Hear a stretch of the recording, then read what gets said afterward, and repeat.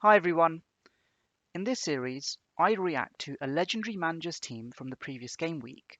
Now, within the FPL community, there are many tables to show elite level rankings, and they're available in different weighting systems. For the purpose of this series, I'll be using LiveFPL's Elite 1000, as I'm most accustomed to it, and also, by chance, I happen to be ranked within their top 500. My first reaction video will be on Fabio Borges' team.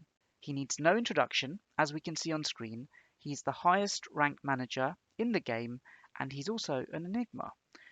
He started playing FPL in 2014, and he's been ranked inside the top 5k for 7 consecutive seasons, with a personal best of being 95th in the world during the 18-19 season.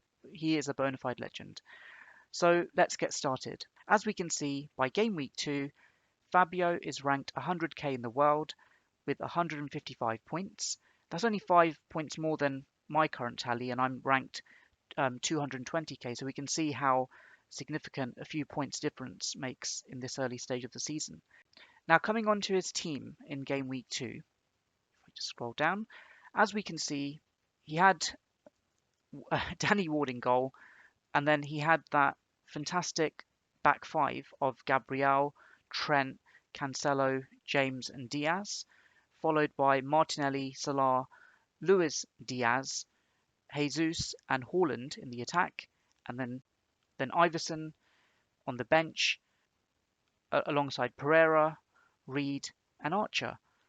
Now, when I look at this team and how it did in game week 2, it's interesting that he went for a 5-3-2 formation. In fact, before I comment on his team, I have to say that I'm not a fan on his team's kit, and that would not be in my Elite 1000 Hall of Fame. So the kit has to go. Sorry, Fabio.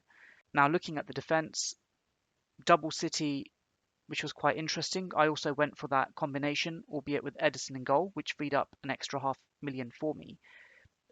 The difference here is that I went for a 4.0 defender in Nico Williams, and Fabio's gone for Gabriel as his fifth choice defender. I personally don't think that a 5-man defense is sustainable. Obviously, there's value, but then, who am I to chastise and criticize the greatest ever FPL manager that has ever lived? And it's interesting, I look at his midfield as well. He had Martinelli in his team and I didn't. And had I had Martinelli from game week 1, I would have scored more points than him at this stage of the season. But then he didn't have Rashford in his team. We can see that he's got points from defence, he's got points from midfield, and he's got the template attack there as well.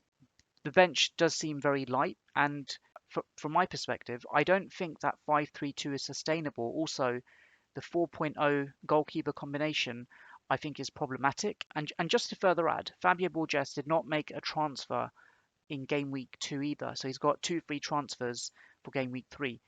Now, what I think will happen is that he's potentially going to do a goalkeeper change. The weakest part of his team is the goalkeeping situation.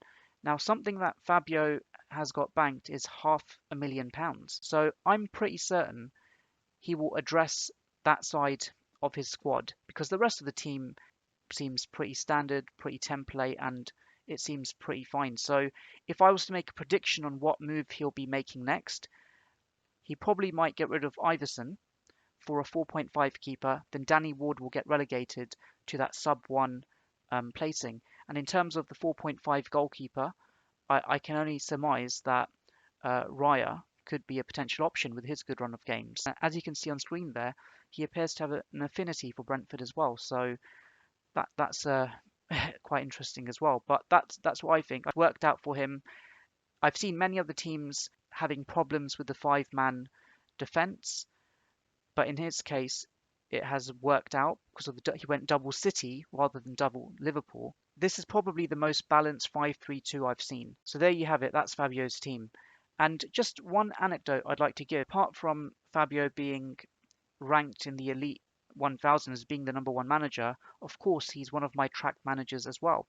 And what I find quite interesting, if I remember correctly, he had a very slow start to the 21-22 season. In fact, among my track managers, he was probably one of the lowest ranked in terms of how he started, but then he had a fantastic ascent from the middle part of the season and beyond, and then he managed to secure his second best ever rank of 222nd. In this instance, he's already got a good rank. I anticipate that because he's got a relatively balanced squad and because he's started off quite well, that perhaps he'll make conservative moves. He'll just address the weak points for the time being.